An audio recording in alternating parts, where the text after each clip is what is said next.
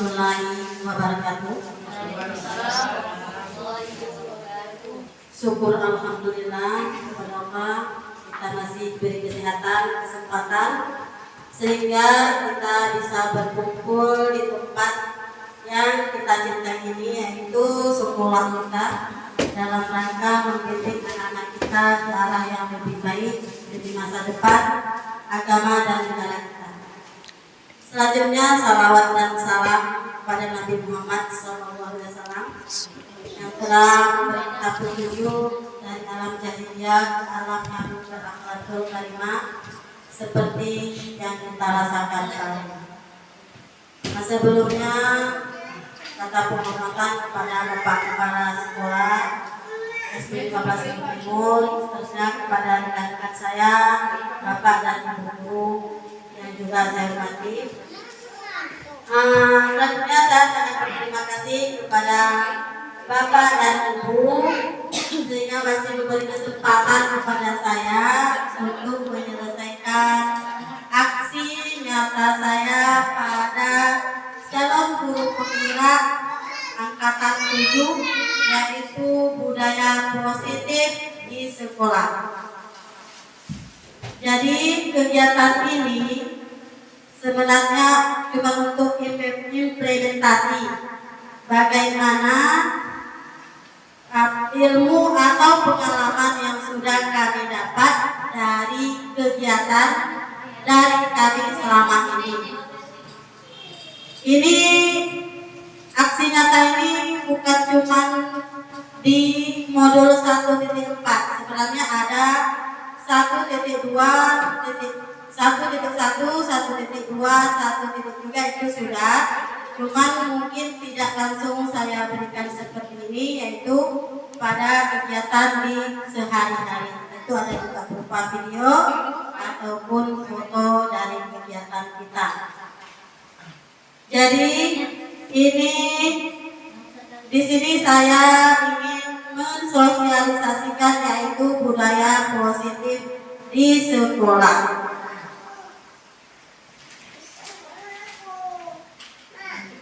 Jadi budaya positif di sini yang saya ingin kita sama-sama tahu ya. Maksudnya bukan kalau misalnya kita belajar sama-sama belajar.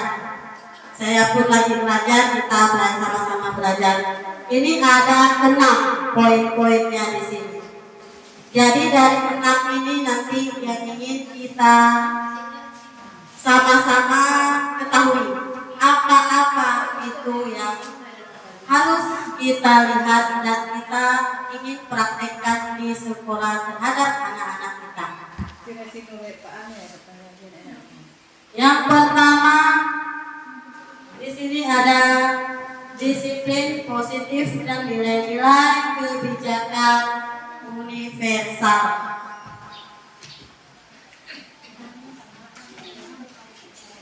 Yang kedua ada teori motivasi, penghargaan, restitusi, dan selanjutnya sampai ada restitusi segitiga restitusi. Jadi nanti mungkin agak bingung apa ini restitusi. Nanti sama-sama kita lihat di bawah apa itu kebijakan universal. Nanti juga akan sama-sama kita lihat di bawah. Siapa tahu mungkin kalau ada yang punya paket bisa browsing ke Google apa itu kebijakan universal. Tapi itu yang lebih dalamnya ya. Bisa kita lihat secara lebih lengkapnya. Kalau nanti tidak puas dari saya, ini karena mengingat waktu kita. Baiklah, sekarang kita masuk ke selanjutnya, yaitu disiplin positif dan nilai-nilai kebijakan universal. Jadi ini ada menurut yang saya lihat, jadi mungkin menurut Bapak Ibu apa itu kira-kira disiplin? Bisa Bapak Ibu sebutkan menurut Bapak Ibu apa itu disiplin? Ada yang bisa?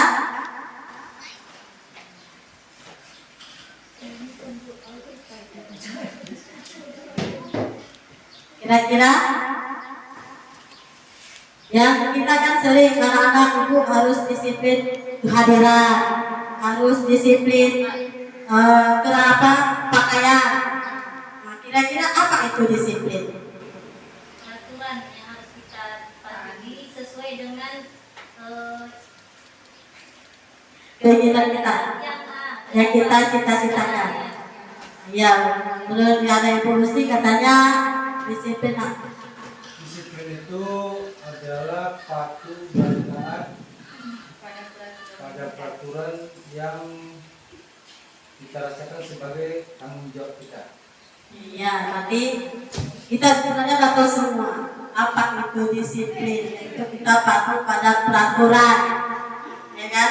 Yang ingin kita capai, yang ingin kita harapkan dari keinginan kita. Biasanya keinginan kita itu kan terjadinya dari visi-misi sekolah, ya kan? Itu sudah yang dulu. Dari visi-misi sekolah itu kita ingin menciptakan sesuatu yang ingin kita hasilkan, berhasil melalui dengan kata disiplin. Katanya tadi disiplin itu ada lisan, itu patuh kepada peraturan yang kita buat. Jadi dari peraturan yang kita buat ini, apakah perlu kita maksudnya pelajari atau tinjau ulang? Maksudnya begini, misalnya kita tadi membuat peraturan yaitu harus datang tepat waktu, misalnya. Ternyata setelah kita lihat perkembangannya masih ada yang terlambat. Berarti apa yang perlu kita rubah? Apakah anak-anak, apakah peraturan, atau kita sendiri yang membuat peraturan? Apa yang kita rubah? diri kita sendiri. Diri kita sendiri. Ada lagi kira-kira? Berarti diri kita sendiri ini maksudnya kita rubah bagaimana? Kebiasaannya, Bu. Kebiasaan berarti kita tadi kan sebagai kita guru, ya kan? Berarti kita sebagai guru. Berarti kita sebagai guru merubah diri kita. Kalau anak-anak tidak patuh, berarti kita mungkin saya sering juga terlambat sehingga anak-anak mencontoh saya. Itu menurut kita, ya kan? Berarti kita harus merubah diri kita sendiri ke yang lebih baik dulu, mencontohkan diri kita kepada anak-anak kita dan rekan-rekan kita, teman-teman. Berarti kita bukan kita menilai orang, tapi menilai diri sendiri. Selanjutnya ada nilai-nilai kebijakan universal. Sebenarnya nilai-nilai ini ada tetap untuk kelompok. Cuman saya ambil di sini di dalam profil pelajar Pancasila. Kenapa saya ambil di sini? Karena sekarang yang sedang dicanangkan pemerintah adalah kurikulum merdeka. Kurikulum merdeka yaitu ingin menciptakan siswa yang mempunyai profil pelajar Pancasila.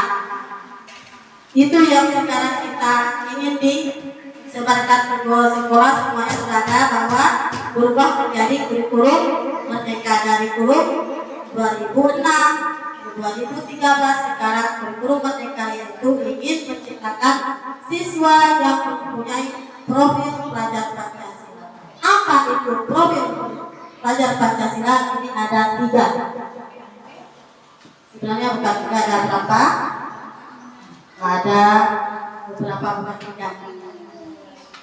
Yang pertama, siswa yang beriman, bertakwa kepada Tuhan yang Maha Esa dan berakhlak mulia. Kira-kira bagaimana ini penjelasannya? Maksudnya, menurut kita apa itu maksudnya?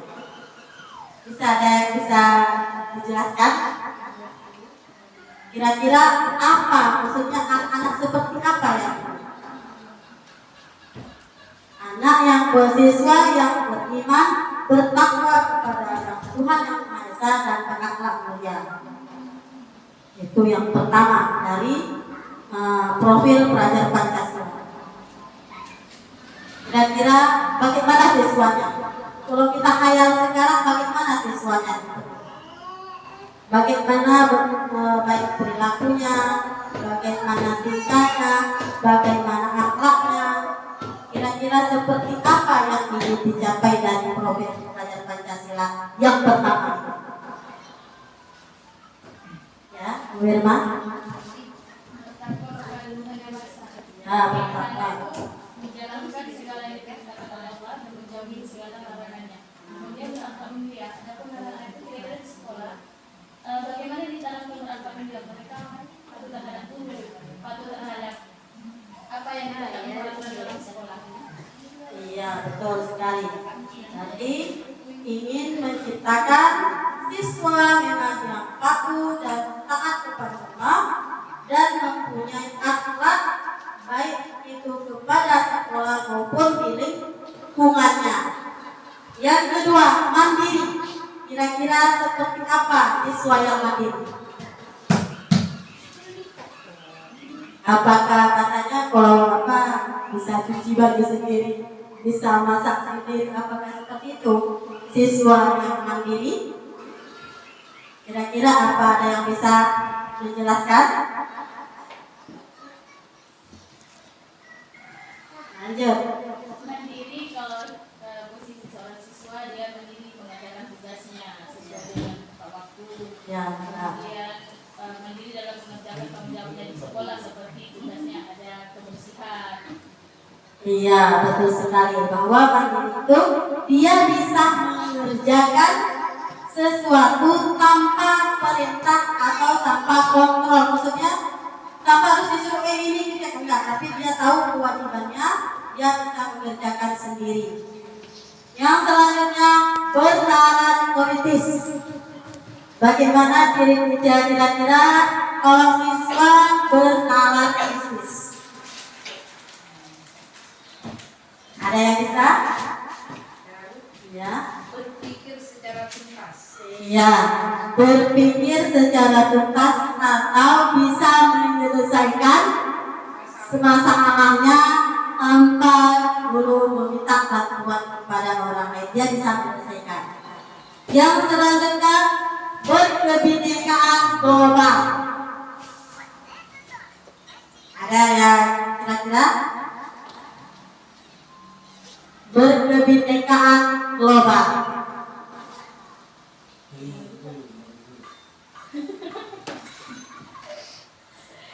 Menghargai orang lain, Bu. Iya, bisa maksudnya saling menghargai tanpa melihat suku bangsanya, agamanya, derajat ataupun dari sosial ekonomi, tanpa lihat dia bisa bergabung semua dan saling menghargai. Yang selanjutnya gotong royong. Ya, seperti kita tahu ya, gotong royong dia bisa bekerja sama dimanapun dia berada. Dan terakhir, kreatif. Kreatif nanti sudah sama-sama ketahui, dia bisa menciptakan sesuatu dan melalui dari pengalamannya yang bisa berguna untuk dirinya dan orang lain. Ini adalah dari yaitu profil pelajar Pancasila, yaitu tujuannya itu nanti kita akan berubah menjadi kurikulumnya akan berubah ke kurikulum merdeka. Inilah yang ingin dicapai dari kurikulum merdeka tadi. Selanjutnya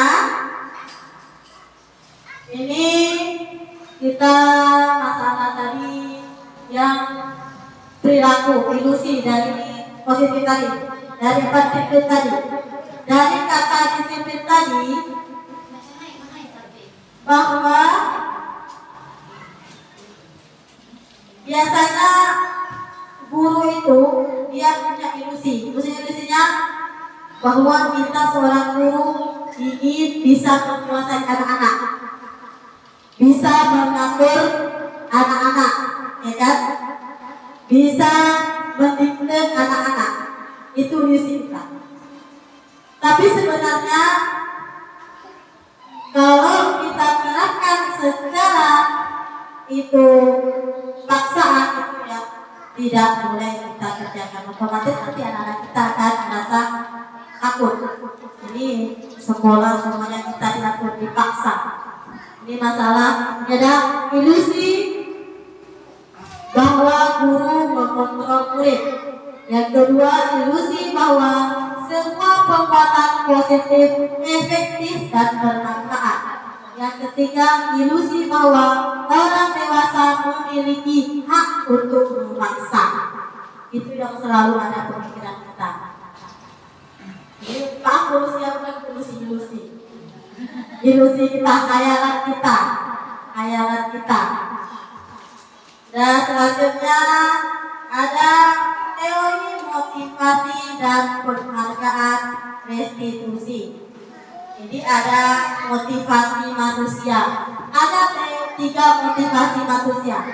Yang pertama, untuk menghindari ketidaknyamanan atau hukuman. Yang kedua, untuk mendapatkan imbalan atau penghargaan dari orang lain. Yang ketiga, untuk menjadi orang yang mereka inginkan dan menghargai diri sendiri. Sekarang yang mau saya di sini, saya pun sebenarnya ini agak bingung, maksudnya belum juga menguasai bagaimana dan sama-sama. Untuk menghindari ketidaknyamanan ini maksudnya bagaimana? Ada yang bisa menjelaskan? Motivasi kita sebagai manusia ya. Maksudnya dalam keseharian kita, motivasi kita. Yang pertama, untuk menghindari ketidaknyamanan atau hukuman. Di sekolah ini, contohnya kita melakukan sesuatu, apakah kita kalau misalnya melakukan itu supaya menghindari ketidaknyamanan dari atasan atau sesama kawan, ataupun menghindari hukuman dari atasan ataupun sesama kawan. Itu motivasi kita ke sekolah. Saya harus sekolah pagi-pagi jam 7:30 saya sana, daripada nanti kepala sekolah merepet, daripada nanti kawan-kawan merepet. Apakah itu motivasi kita ke sekolah? Kira-kira dari selama ini kita kerjakan? Kita mengerjakan sesuatu. Kita mengerjakan itu supaya kita tidak menerima hukuman ataupun ketidaknyamanan kita. Bagaimana? Yang selanjutnya ada yang kedua, untuk mendapatkan imbalan atau penghargaan. Maksudnya kita pergi ke sekolah. Tadi aja kita contoh masalah disiplin kedatangan, ya kan? Dan yang pertama, kita datang pagi-pagi, kita menghindari supaya jangan merepek pas sekolah, jangan merepek kawan-kawan supaya nggak nyaman kita kalau kita belajar. Yang kedua, apakah kita tempat datang itu ingin mendapatkan imbalan atau penghargaan dari atasan, dari teman-teman, ataupun dari yang lain? Itu. Yang ketiga, apakah kita datang tepat waktu itu karena mau ingin memperbaiki diri sendiri atas kesadaran sendiri bahwa saya tempat datang itu memang sudah disiplin saya sebagai seorang guru. Yang mana yang kita pilih, yang kita kerjakan dari 3 kira-kira? Ada yang bisa dijelaskan? Yang nomor 3 itu, ya kan, mau merubah diri sendiri. Iya, kalau Umar dia datang ke sekolah karena nomor 3 untuk menjadi orang yang mereka menghargai diri sendiri. Iya, ada yang lain? Yang mana kira-kira? Yang kita datang ke sekolah? Untuk menghindari ketidaknyamanan atau hukuman. Kalau Bumi untuk menghindari ketidaknyamanan atau hukuman. Yang lain? Nomor 3. Sebenarnya ini semuanya iya kita kerjakan. Semuanya kita manusia kita kerjakan, ya kan? Karena kita kadang-kadang kalau udah terlambat datang ataupun apa malas juga ya kita masuk keluar ke kawan lain. Hanya kita merasa tidak nyaman. Tetapi memang alangkah lebih baiknya kalau kita datang mengerjakan sesuatu itu berdasarkan yaitu menjadi diri sendiri. Itu nomor 3. Memang alangkah lebih baik, tapi semuanya pernah kita lakukan. Saya pernah melakukan nomor 1, nomor 2, mengerjakan ingin mendapat imbalan. Contoh saja yang sekarang, mungkin saya kerjakan ini karena ingin mendapat nilai, ya kan? Kalau nggak dapat nilai mungkin belum tentu saya kerjakan. Tapi kita ingin berubah ke yang lebih baik, bahwa saya mengerjakan ini ingin berubah diri saya ke yang lebih baik.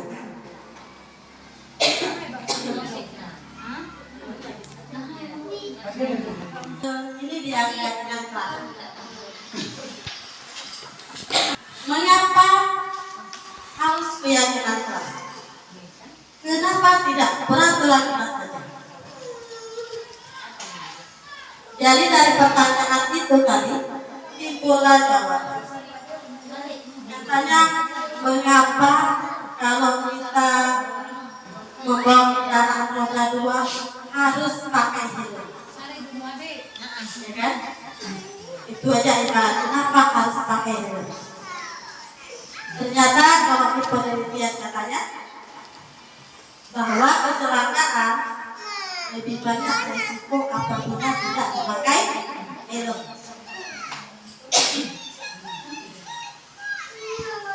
Begini juga ini, kenapa harus keyakinan keras, kenapa bukan peraturan? Karena tadi mengendarai kendaraan itu bisa karena pakai helm, bisa kan? Tapi kalau terjadi sesuatu resikonya banyak. Seperti ini juga bisa kita memakai peraturan keras saja, tidak apa-apa, bisa berjalan. Tapi kalau terjadi sesuatu lebih banyak resikonya. Kenapa? Kita tadi waktu membuat peraturan keras tidak membuat sekalian dengan sanksinya. Sanksi itu bukan hukuman. Ada namanya nanti maksudnya apa yang harus dikerjakan kalau kita melanggar dari keyakinan kelas tadi. Ada kesepakatan dengan siswa. Kalau peraturan kelas itu dari kita guru. Dari kita guru bahwa kalau kamu lari hukumannya seperti ini.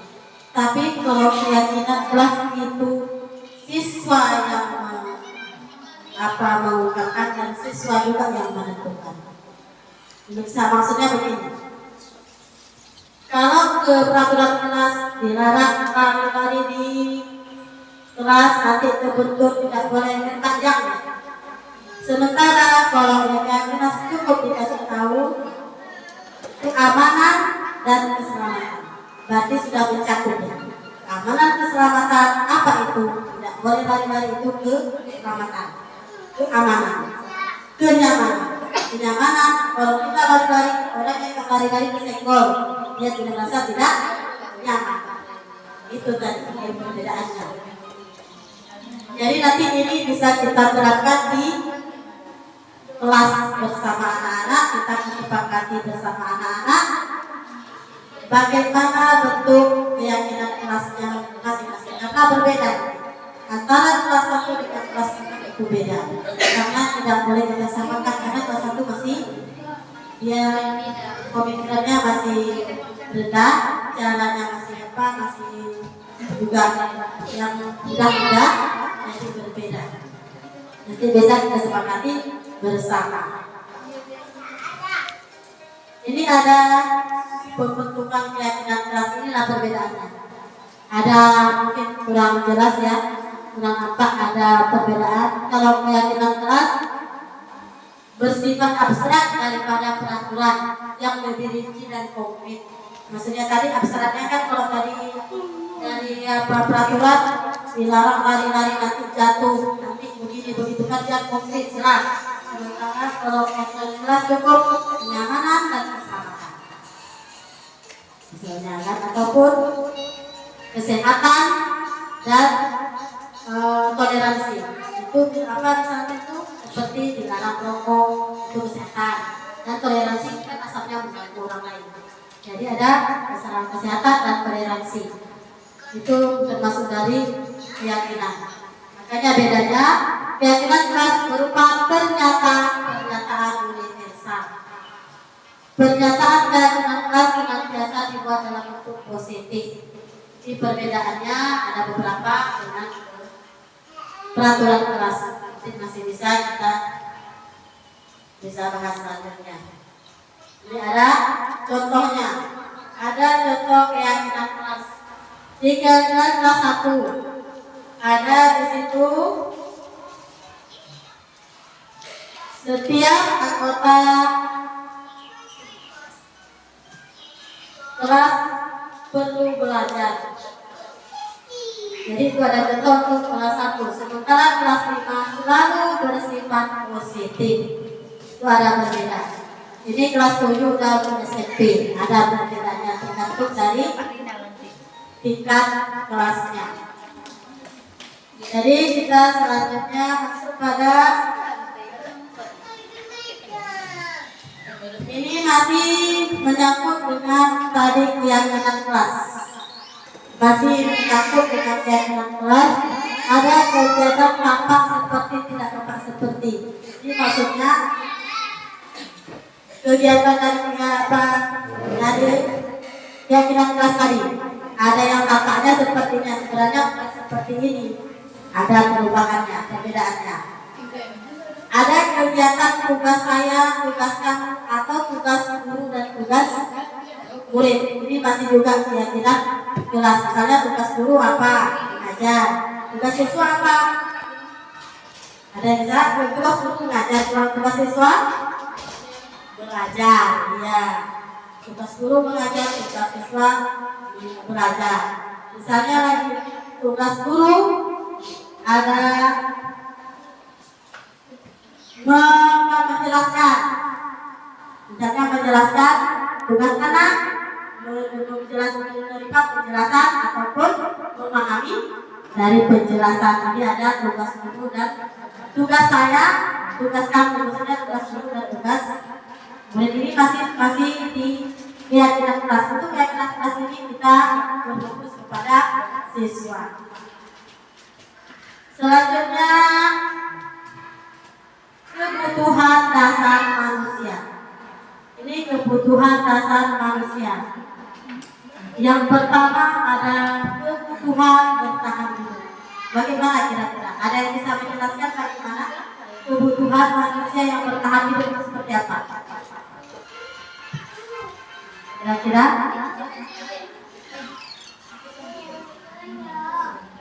Kebutuhan untuk bertahan hidup itu seperti apa? Makan, kesehatan, lingkungan. Iya, ini kan makan itu kan kebutuhan hidup kita. Kita nggak makan bagaimana? Pakaian bagaimana? Hidup apa bukan? Hidup, ya kan? Tapi kita ada berpakaian. Otomatis kita hidup, yaitu kebutuhan bertahan hidup itu makan, pakaian, perumahan, termasuk dari rasa cinta, kebutuhan juga. Yang selanjutnya kasih sayang dan rasa diterima, kebutuhan untuk diterima. Ini termasuk kebutuhan hidup. Bagaimana kira-kira? Nah, kasih sayang dan rasa diterima ini termasuk dari kebutuhan hidup. Bukan ada 5 kebutuhan hidup kita. Yang pertama tadi bertahan hidup. Yang kedua kasih sayang atau rasa diterima. Bagaimana kira-kira maksudnya dalam khayalan kita? Bagaimana itu rasa diterima? Rasa dapat rasa kasih sayang. Bagaimana? Mungkin kasih sayang dari orang tua, ya, kasih sayang dari saudara-saudara kita merasa dapat dikasih sayang dari keluarga, orang tua, termasuk siswa kita. Jadi siswa pun juga ada ini merasa dikasih sayang oleh gurunya. Itu mendapatkan kasih sayang dari dekat-dekat sejawat, dari tetangga, itu kita butuh. Karena kalau ada yang tetangga kita saja yang agak menyundek, ya kan, agak belum, kita kan merasa apa salah saya? Dia sudah ada sudah marah seperti apa ada, jadi kita merasa ada lagi rasa kasih sayang untuk kita. Itu yang nomor 2. Yang nomor 3, penguasaan, kebutuhan, pengakuan, dan kemampuan. Bagaimana kira-kira? Penguasaan.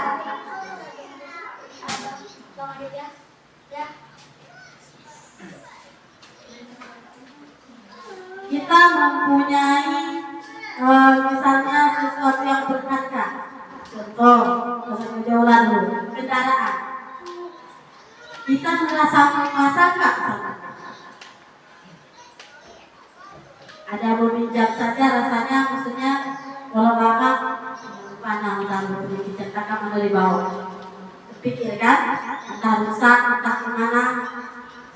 Ada nggak yang merasa penguasaan? Ada. Jadi kita merasa menguasai segala sesuatu yang memang sudah menjadi komitmen kita atau merasa punya kita. Jangankan apa, cinta. Kalau misalnya kita kepada suami saja ada rasa cemburu, ya kan? Berarti kita merasa menguasai. Mana saja. Kita maksudnya, saya cinta, tapi ada cemburu. Yang namanya cinta pasti ada cemburu. Cuma bagaimana mengimplementasikan itu yang berbeda-beda. Ada yang langsung nyata, ada yang tidak nyata. Kemudian yang nomor 3. Yang nomor 4, kebebasan, kebutuhan akan pilihan. Bagaimana kira-kira? Ada yang bisa menjelaskan? Kebebasan.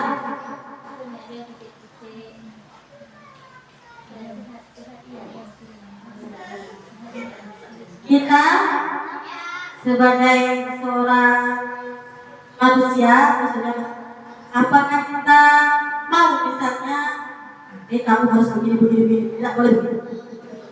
Sementara kita harus kita maunya ini, tapi ada yang jangan, itu tidak boleh, harus ini. Sementara kita nggak suka yang kita begini, tapi kita tetap dituntut. Yang mana yang kita pilih? Apakah yang memang keinginan kita ataupun keinginan orang? Tergantung keadaan. Kalau bagus, sementara kita memang walaupun bagus, tapi kita nggak mau, tetap yang ini. Kita mana yang mau biasanya? Tetap pada pilihan kita atau pilihan orang? Pilihan sendiri. Ingin kebebasan sendiri, ya kan? Ingin kebebasan sendiri. Itulah kebutuhan kita manusia. Ingin bebas. Maksudnya mau kemana bebas. Itu yang kebebasan. Yang kelima, kesenangan. Kebutuhan untuk merasa senang. Bagaimana kira-kira? Nah, kesenangan kita membeli baju yang sukai, pergi pun yang kita sukai, ya kan? Kita menyentuhi makan yang kita sukai. Maksudnya mana yang pikiran kita senang, ya kan? Kita merasa senang, mana yang kita mau? Kalau kita nggak ada senang, walaupun bagus yang orang, kita tetap nggak mau, karena memang kita merasa kesenangan ada pada diri kita sendiri. Jadi yang 5 inilah sekarang yang ingin kita lihat pada siswa kita hari. Kita boleh juga mereka kebebasan, tetapi kebebasan yang terkontrol. Sama seperti kita juga kan, kita bebas tapi kita kontrol. Tak mungkin juga bebas asal-asalan, ya kan? Kita bebas, kita kontrol, kita kesenangan kita pun yang kita senangi kita kontrol, takdir yang kita senangi semua kita tempat, ya kan? Yang kita walaupun kita senang, tapi yang merugikan kita otomatis tidak kita kerjakan, ya kan? Jadi nanti inilah yang akan kita lihat kepada anak-anak kita di sekolah. Ini kebutuhan pokok manusia tadi. Ada posisi kontrol guru. Ini dia posisi kontrol guru. Yang pertama ada pembuku. Kira-kira dalam keseharian kita, saya bisa kita hitung masing-masing ya. Beda-beda. Ada yang sudah 18 tahun ngajar, ada yang sudah 10 tahun, ada yang baru 2 tahun.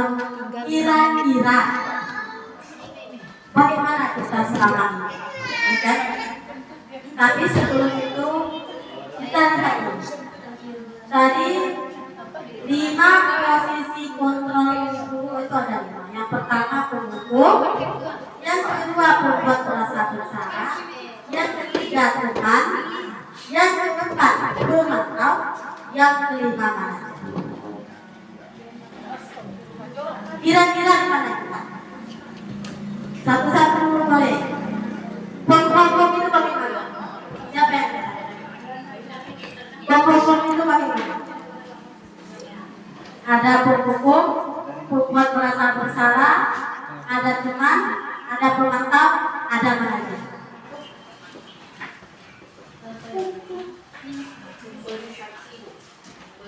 Memberi saksi secara fisik, hukum. Lanjut, sekali lagi memberi sanksi atau hukuman ya. Hukuman secara fisik itu maksudnya cubit, pukul, ya kan? Itu secara fisik. Apalagi nasihat, itu berarti sudah masuk ke psikologinya kan? Bentak itu kan ada psikologinya kan? Atau mentalnya. Jadi hukum ada tadi secara fisik dan secara mental. Kalau secara fisik tadi ada penjelasan Bu Upi, katanya itu bisa berupa cubit, berupa pukul. Sementara kalau mental itu berupa bentak ataupun suara kita besar, dengan mimik pun bisa, mata melotot. Tapi jangan di mata saya nggak biasa melotot Pak. Jadi yang selanjutnya perempuan, nanti baru kita tanyakan di mana posisi kita ya. Perempuan merasa bersalah, bagaimana perempuan merasa bersalah ini? Bagaimana bentuknya? Menasihati siswa. Menasihati siswa dengan misalnya ketika dalam proses belajar mengajar siswa itu ribut sehingga membuat kawan lain terganggu sehingga nilai dia menjadi turun. Jadi dia ada merasa bersalah, tapi selanjutnya saya tidak akan melakukan lagi. Iya. Jadi membuat merasa bersalah ini dari kata-kata kita. Misalnya, kamu lagi. Setiap hari kamu yang masuk kantor. Setiap hari kamu ya. Ada kerjaan yang lain. Enggak sayang kamu sama saya. Saya udah capek. Kamu selalu di sini. Itu merasa bersalah. Ataupun enggak sayang kamu sama ayah kamu di rumah. Dia menghabiskan uang jajan kamu sampai di sini. Kamu masuk ke kasus selalu. Dari kata-kata sehingga anak-anak itu merasa berbuat salah. Yang selanjutnya teman. Bagaimana posisi kita sebagai teman itu kepada siswa?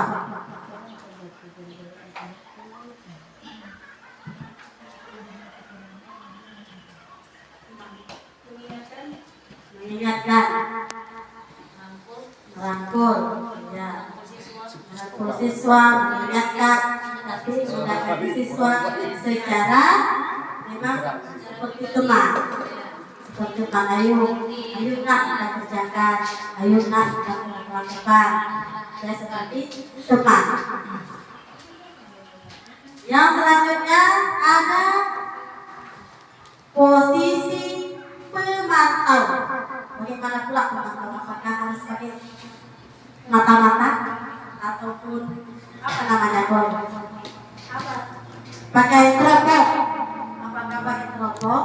Pemantau bagaimana? Pemantau?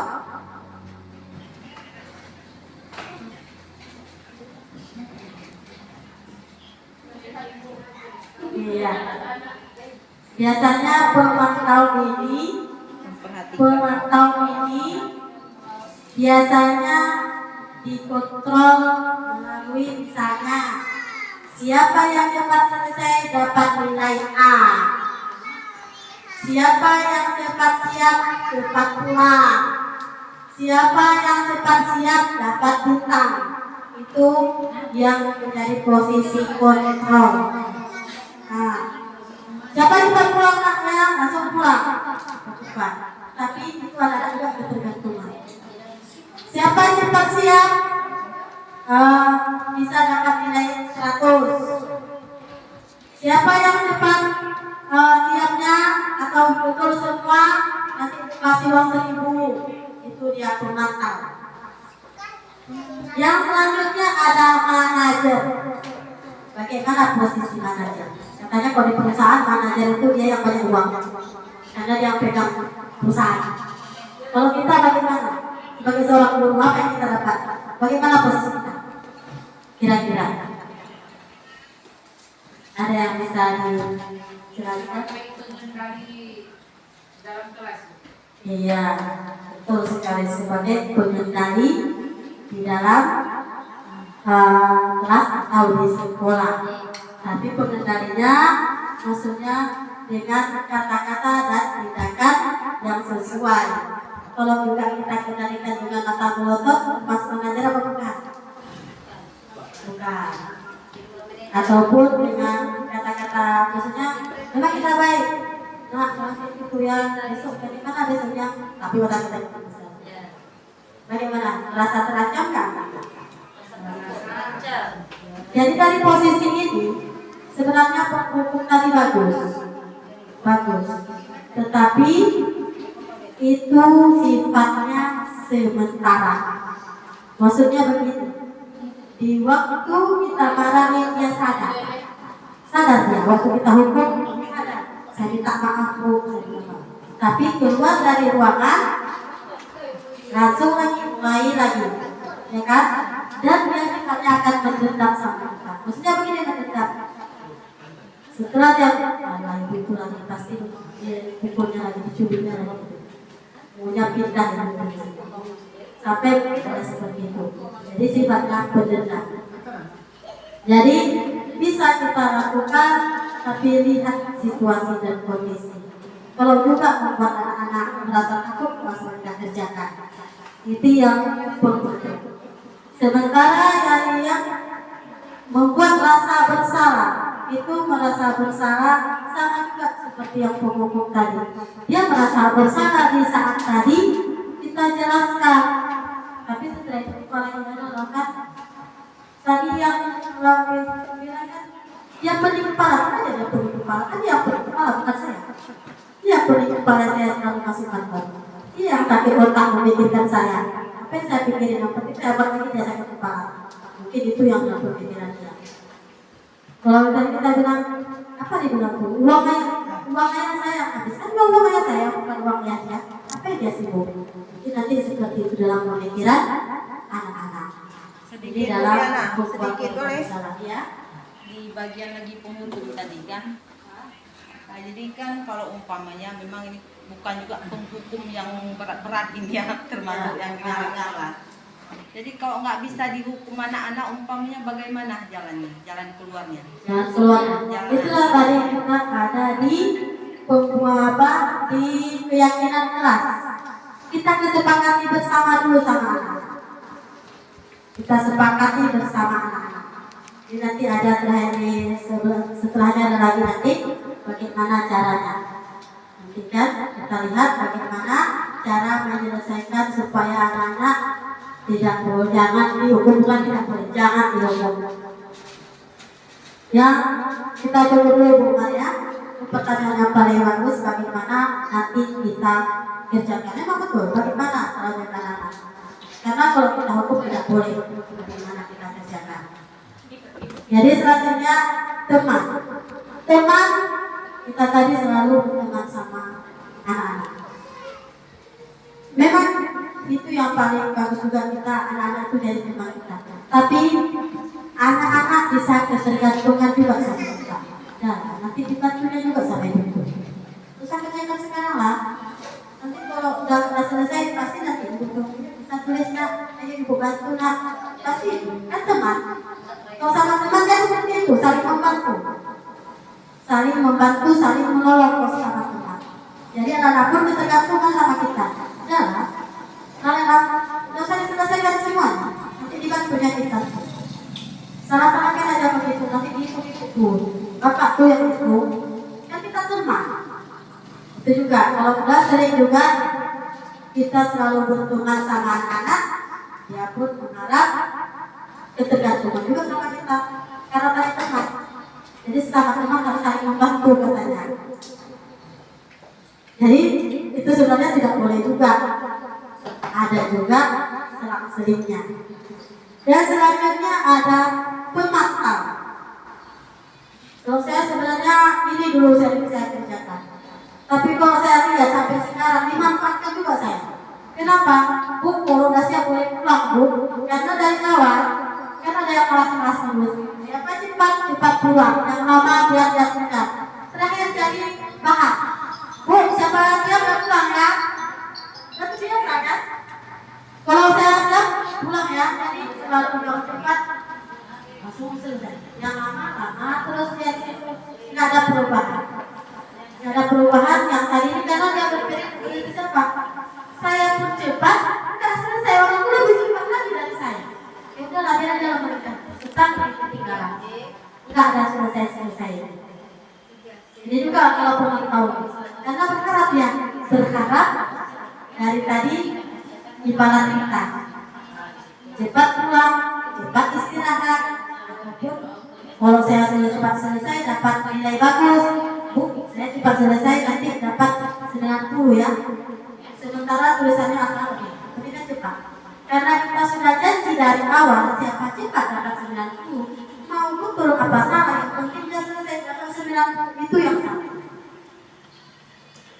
Karena memang tapi seharusnya kan dari awal siapa cepat boleh pulang tapi lihat dulu, kita baca dulu tulisannya rapi, kata-katanya tidak ada tertinggal, baru itu yang bisa pulang. Yang lain itu belum bisa. Mungkin seperti itu kita ubah ke depannya.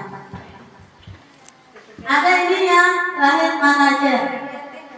Sebenarnya ini ada kata-kata semua. Nah, maksudnya istilahnya dari kalau pemantau ini dari apa yang telah lakukan, apa yang sedang apa konsekuensinya. Itu dari pemantau. Misalnya siapa yang cepat selesai cepat pulang itu konsekuensinya. Sementara kalau yang manajer, inilah yang manajer yang kita diharapkan dari kita. Maksudnya dari keempat ini bisa kita kuasai. Menghukum yang sesuai dengan anak. Maksudnya menghukum tidak berupa fisik ataupun mental. Kalau tadi fisik berupa pukulan, cubit.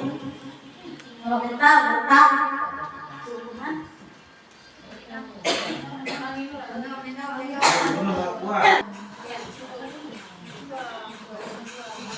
Ini tadi segitiga restitusinya ya. Ini sebenarnya dari kegiatan kita tadi, maksudnya yang posisi kontrol guru tadi. Inilah cara menstabilitasnya dari posisi kontrol hukum, pemantau, manajer, teman. Dari 5 dari posisi kontrol kita inilah ya. Dari diselesaikan melalui segitiga restitusi itu bisa diterapkan dari dari keyakinan keras. Ini ada untuk membuat anak merasa gagal karena berbuat salah, menjadi positif terhadap dirinya. Ini dia. Ada guru yang berkata, ini maksudnya kalau tadi ada anak-anak yang kita selesaikan, misalnya anak-anak yang berkelahi, kita bawa ke sini kan biasa. Kita kadang-kadang langsung itu dari yang banyak merasa bersalah lagi, kamu lah, ataupun langsung dicubit. Seharusnya bisa kita selesaikan seperti yang pertama ada di sini. Bisa kita menanyakan kepada anak. Berbuat salah itu manusiawi, wajar. Kalian pernah berbuat salah, kami pun pernah berbuat salah. Sebagai kita manusia biasa, kita sering berbuat salah. Tetapi kesalahan itu bisa kita perbaiki, bisa kita selesaikan. Bagaimana caranya? Berikan anak itu peluang untuk berpikir. Bagaimana dia berpikir, bagaimana dia memperbaiki tadi kesalahannya. Misalnya kalau dia berkelahi tadi, kan bisa. Kamu mau berkelahi, mungkin mengejek, kan biasa di sekolah. Kita sebagai manusia biasa spontan, saling singgung menyinggung, mengejek, sebut menyebut, manggil belakang. Tapi kan bisa. Bagaimana caranya? Berikan dia kesempatan kepada anak tersebut berpikir, sehingga dia bisa menyelesaikan. Mungkin bu seperti ini, saya ke depannya kalau misalnya memanggil kawan harus kontrol dulu, saya lihat dulu apa bisa saya ungkapkan ini, apa wajar saya melakukan ini. Berikan kepada anak kesempatan untuk berpikir apa yang harus dikerjakannya. Ini ada yang selanjutnya, bisa juga ini masalah kebutuhannya. Maksudnya dia tadi mungkin ingin bercanda, tapi karena kebutuhannya bercanda, ingin kebutuhan anak tersebut bercanda sama kawan-kawan yang lain, tapi mungkin kawannya tidak mau, lagi malas. Kamu bisa melakukan hal-hal yang lebih baik. Bercanda yang menyenangkan, bukan cuma mencandai kawannya yang lagi malas.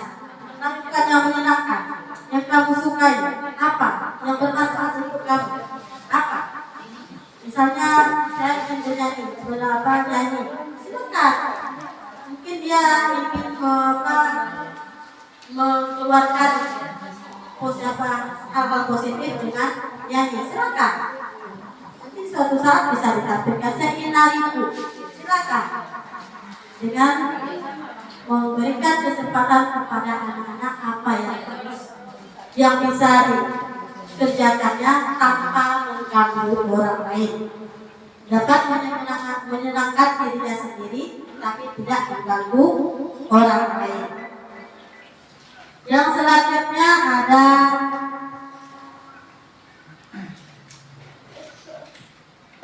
ini keyakinan. Ini tadi keyakinan anak tersebut. Kita menanyakan kepada anak tersebut, nilai-nilai keyakinan kelas tadi sudah dibuat di kelas. Apakah sudah dihilangkan atau belum dari kesalahan tadi yang dibuatnya?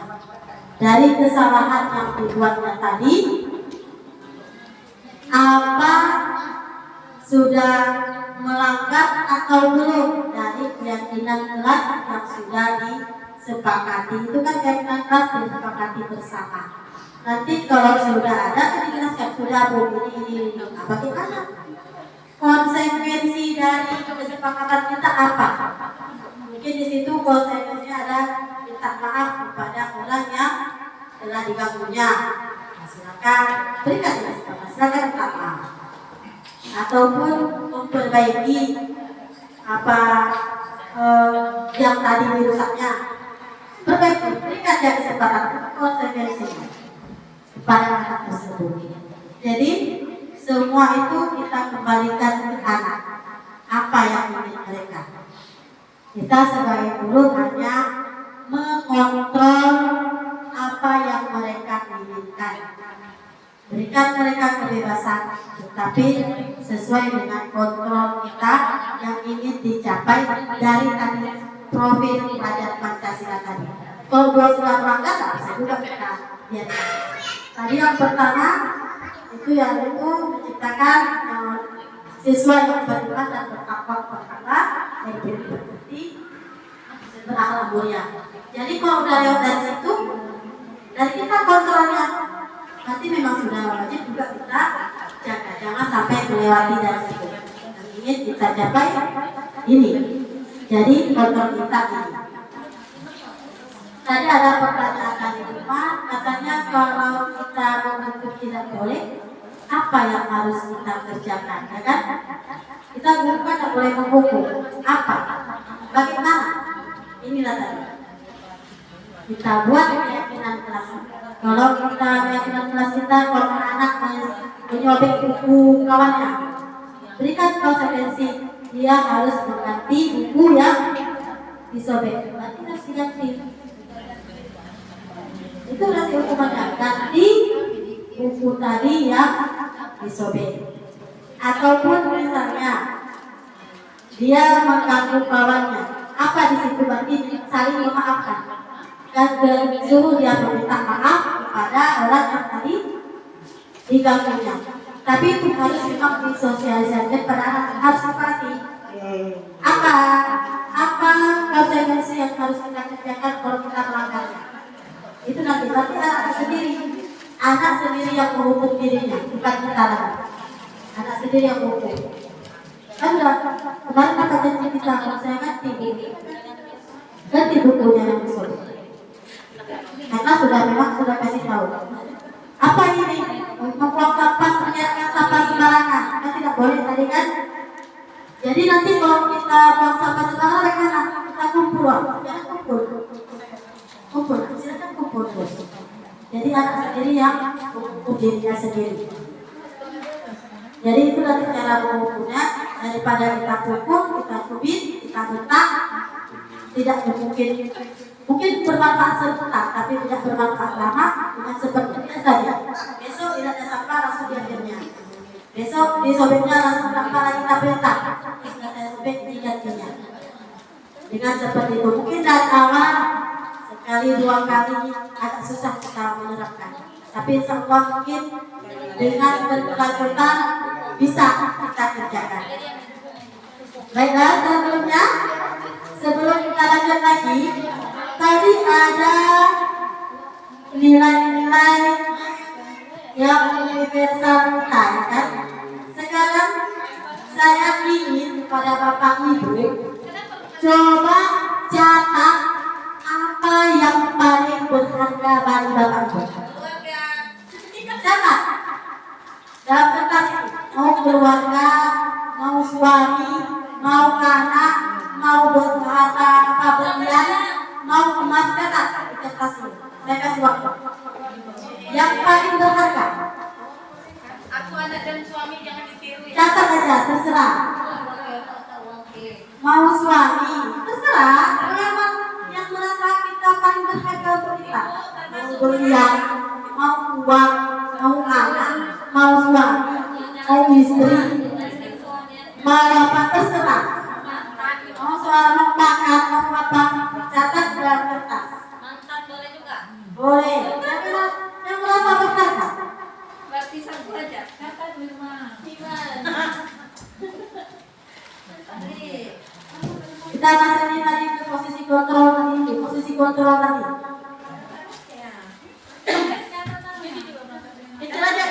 Kecil aja kertasnya. Satu orang satu, Bu. Yang mana? Terserah apa yang paling berharga sama dia Ibu. Mungkin berharga karena catat. Modal saya berharga. Aku emas batang. Yang paling berharga. Lato-lato. Boleh, lato-lato boleh. Diunggah video. Kalau sudah siap, genggam. Taruh di genggaman. Musim lato-lato ya. Saya keluarga. Nah, genggam. Boleh. Ya. Keluarga udah. Harta. Terserah. Genggam. Setelah digenggam, coba berpasangan, pasangan ya. dalam hidup kita nih. Paling berharga dalam hidup kita apa?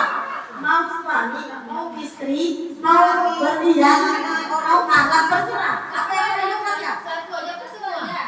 Satu aja, bisa Satu aja nanti dapat apa? dari salah satu yang paling berharga. Apa kira-kira? Suami saya. Boleh.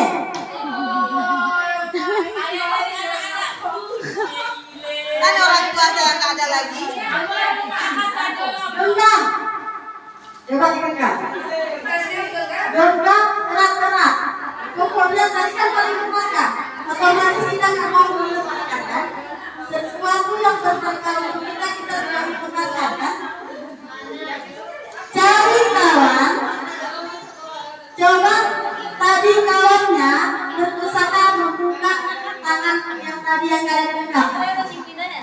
Bagaimana cara supaya bisa dibuka? Tapi kan berharga untuk kita. Berharga otomatis tidak kita kasih yang orang lain kan? Ya kan? Tapi kan ada suami, mau nggak suaminya ada orang lain? Nggak mau, berarti kita lepaskan. Iya boleh. Anak, berharga anak kita, mau nggak anak kita jadi orang lain? Enggak kan? Sekarang coba kawannya buka tadi tangan kawannya yang tadi yang dibukanya dan ke sana. Bagaimana cara supaya tadi bisa dilepas? Mau digelitik, mau dirayu, dia buka lain. Apa aja dia bisa dibuka.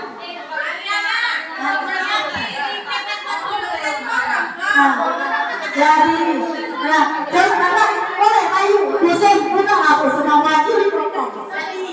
Bagaimana cara bisa terbuka? Tapi dosen otomatis yang bisa dibuka kan paling berharga. Nah, coba bagaimana cara? Lain. Umi coba. Nah, buka.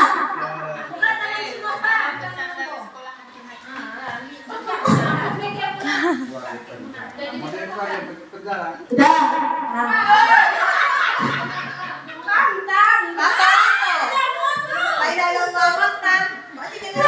Sudah. Ah. Belum nggak sabar, itu kamu bisa buka, bisa buka. Sekarang yang sudah membuka tadi bisa jelaskan enggak siapa yang memberikan kontrol? Membuka tadi. Tadi kan bukanya ada yang dirayu, buka lain. Membagi dia bisa buka karena dikritik. Ada yang terbuka, ada yang enggak. Yang merasa terbuka tadi bisa jelaskan enggak? Bagaimana kira-kira siapa? Kontrol membukanya itu siapa? Apakah yang meminta apa yang memberikan?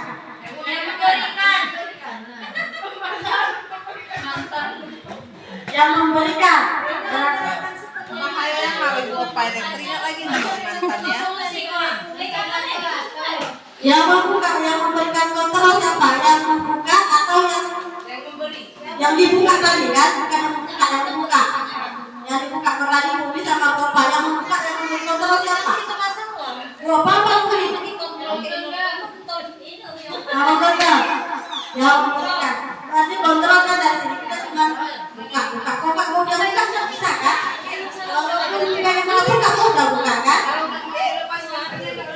Saya lepas kan? Tapi berarti kontrol dari yang memberikan. Begitulah bagi sama anak-anak. Tidak bisa membuat yang aneh-aneh. Kalau kita bisa kontrol ataupun yang tidak. Anak-anak berbuat baik tergantung dari kontrol kita. Sekarang kepada anak tergantung sama kita kontrol. Apakah anak itu kita kontrol dengan tadi pengalau, dengan memberikan cepat-cepat pulang, ataupun dengan teman, ayo anak ibu kita kerjakan sama-sama, atau dengan hukuman. Jadi kontrolnya ada sama kita. Nah, jadi dari kegiatan kali ini sudah bisa kita ambil kesimpulannya bahwa segala sesuatunya yang ada di sekolah ini, baik itu disiplinnya, baik itu dari tingkah lakunya, baik itu dari akhlaknya, semuanya ada di tangan kita sebagai seorang pendidik. Pendidik dari ada sama kita kontrolnya, yaitu menggunakan kontrol manajer. Semoga saja kedepannya bisa kita laksanakan. Hukum jangan kita kerjakan lagi, maksudnya kita hindari. Pemantau teman dan dari apa kontrol yang 5 tadi, semoga bisa kita manfaatkan dengan baik sehingga bisa menuju ke kontrol manajer. Dan jadi terima kasih banyak kepada Bapak Ibu semua yang sudah memberi saya kesempatan. Lebih dan kurang saya mohon maaf, mungkin ini sebenarnya lebih banyak salahnya ya. Dari kegiatan ini masih banyak kekurangan daripada kelebihan, dan kedepannya saya mau Bapak dan Ibu memberikan catatan apa yang harus saya perbaiki dan harus saya kerjakan ke depan. Besok saya terima dalam bentuk catatan, karena itu nanti saya lampirkan juga ya kepada ibu. Berapa orang? Ada minimal 5 orang buat catatan refleksi dari kegiatan ini.